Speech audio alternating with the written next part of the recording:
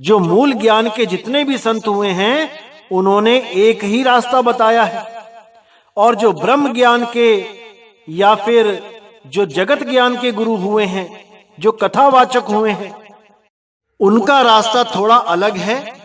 इंगला पिंगला सुषमना का या देही ज्ञान का रास्ता है। हमने उसमें नहीं उलझना है, हमने देही के चक्कर में नहीं उलझना है।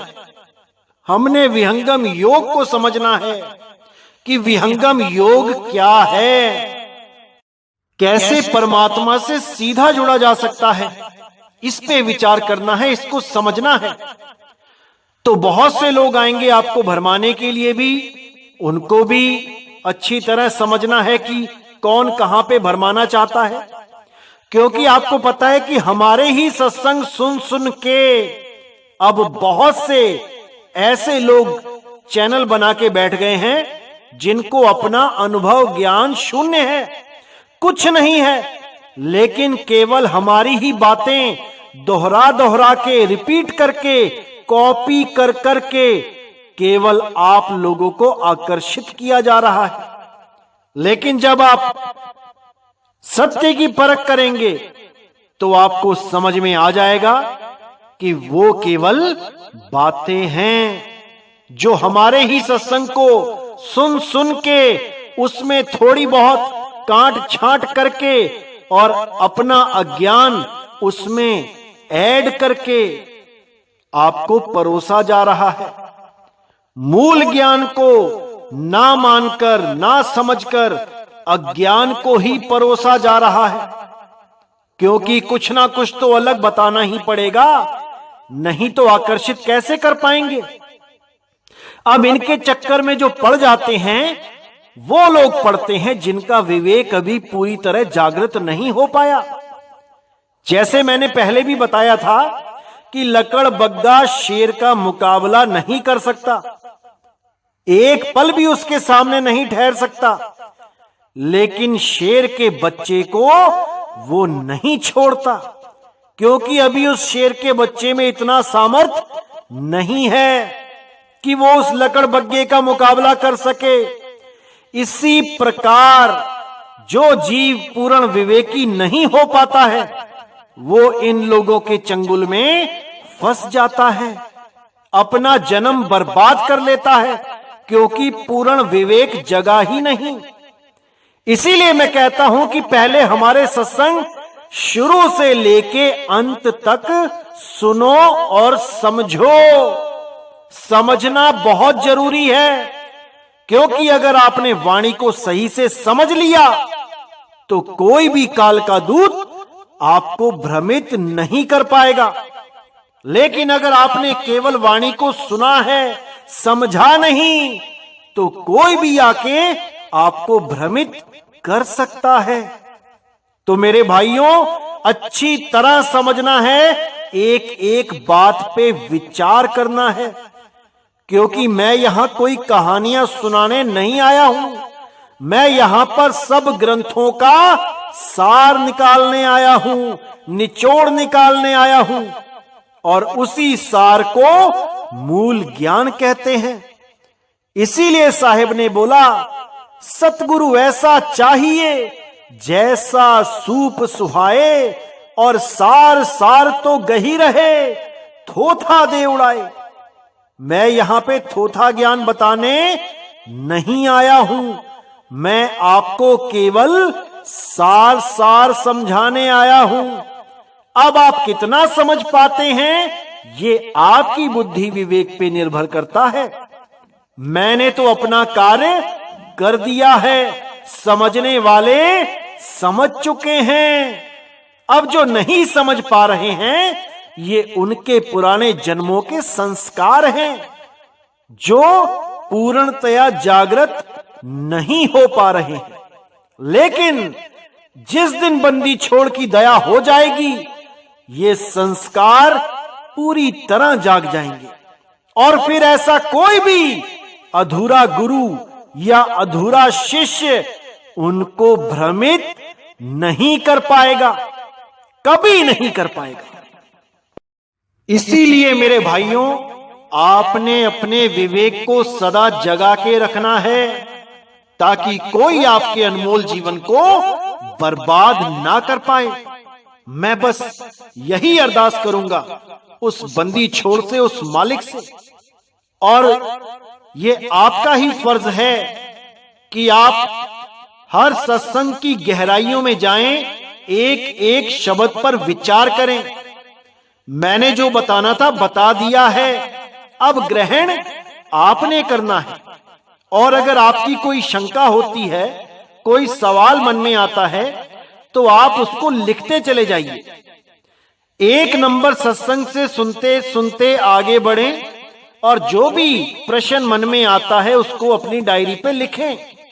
मैं पूरे विश्वास के साथ कहता हूं कि जैसे ही आप आगे से आगे बढ़ते जाओगे, वो लिखे हुए सारे सवाल, वो सारे प्रश्न आप स्वयं ही काटते चले जाओगे, क्योंकि उनका जवाब आपको आने वाले सत्संगों में अपने आप मिलने लग जाएगा।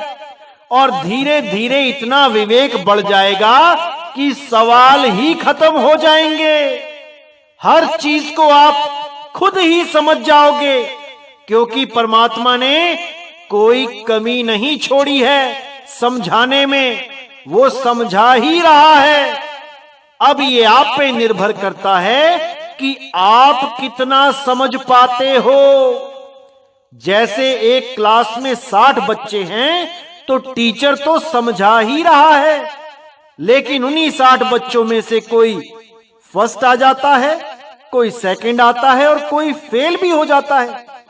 इसमें टीचर का कोई कसूर नहीं है, ये कसूर उस बच्चे का है जो ध्यान नहीं दे रहा।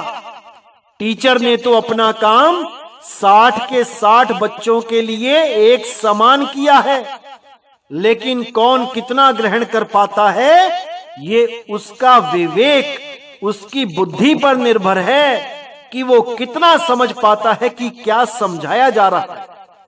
इसीलिए मैं बार बार कहता हूं, अपने विवेक को जगा के रखो, सोने मत देना, नहीं तो इस दुनिया में ऐसे ऐसे ठग बैठे हैं कि तुम्हें पता भी नहीं लगने देंगे और ठग के भी चले जाएंगे।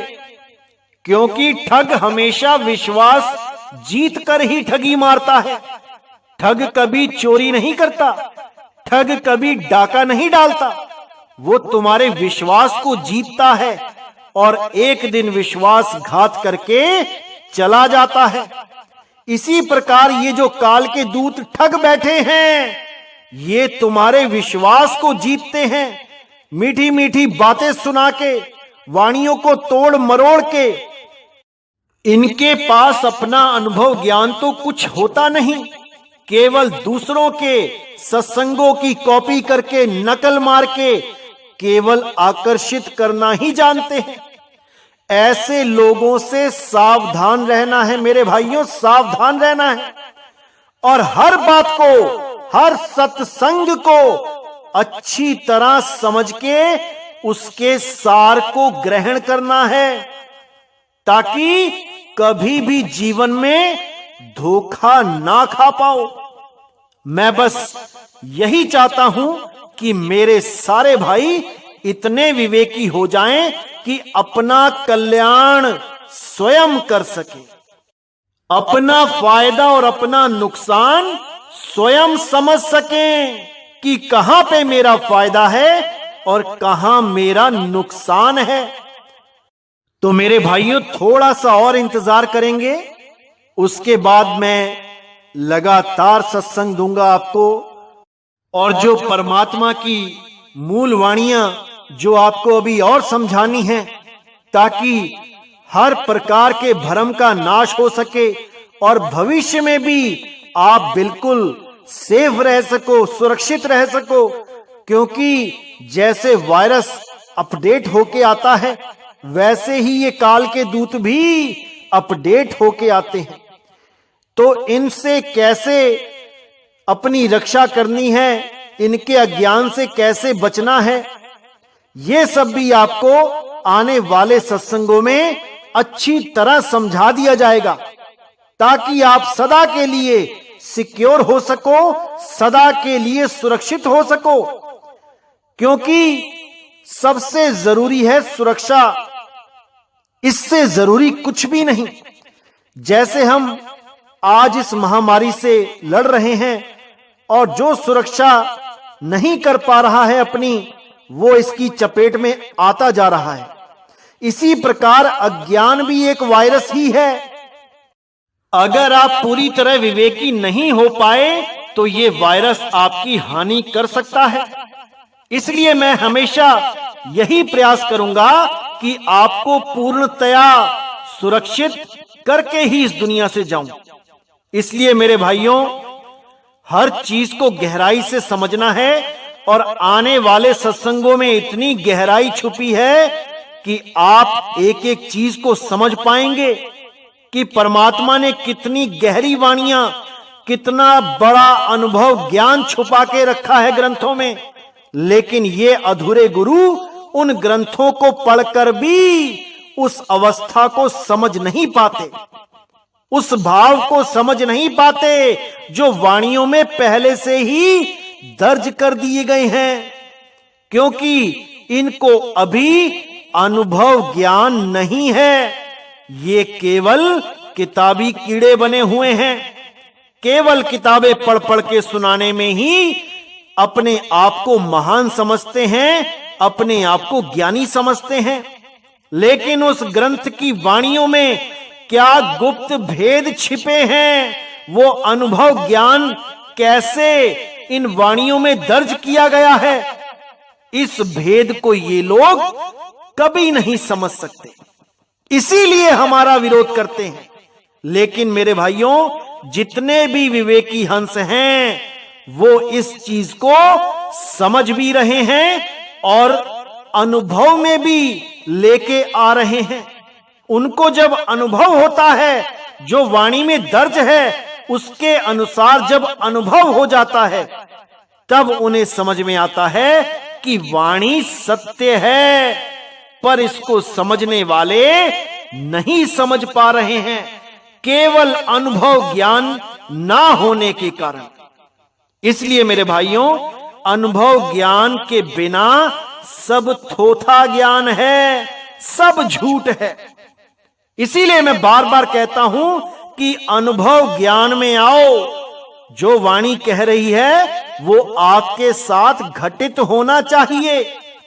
तब समझो कि आप जीवित मृत हो, तब समझो कि आप जीवित अमर हो, अजर हो।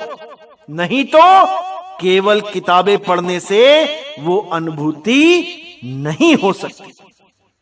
तो मेरे भाइयों, इसी के साथ मैं वाणी पे विराम दूंगा और कुछ ही दिनों में दोबारा से सत्संगों की लहर चलेगी और आप पूरे आनंद में रहेंगे, ये मेरा वादा है आप लोगों से।